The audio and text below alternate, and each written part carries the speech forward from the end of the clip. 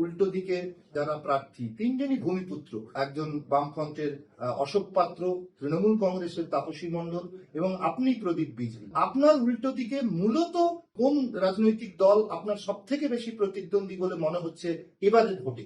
শুনুন, এবারে ভোটে বামফ্রন্টের তো কোনো কিছু অস্তিত্ব নেই, কারণ 34 বছরে হলদিয়ার শ্রমিক যেভাবে শোষণ হয়েছে, 34 বছরে সেই শোষণের পীড়া যন্ত্রণা তারা যা পেয়েছে, সেই যন্ত্রণা জ্বালা কাটাতেই মামাটি মানুষের সরকারকে জনগণ এনেছিল। হলদিয়ার শিল্পাঞ্চলের শ্রমিকরা তারা সেই মামাটি মানুষের সরকারকে এনেছিল। কিন্তু সেই সরকার আনার পর কি দেখলো, আজ 15 বছরে তারা 34 বছরে যা না শোষণ করেছে, এরা এই 15 বছরে 50 বছরের সমান শোষণ করে ফেলে। শুধু টাকা আর তোলাবাজি ছাড়া কোনো কথা নেই।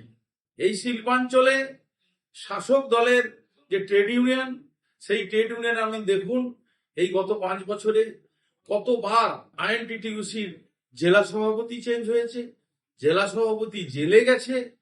মূল একটাই উদ্দেশ্য, যাকেই জেলা সভাপতি করা হচ্ছে তাকে একটা কোটা বেঁধে দেওয়া হচ্ছে, যে এই কোটা তোমাকে প্রতি মাসে হলদিয়া থেকে তুলে দিতে হবে।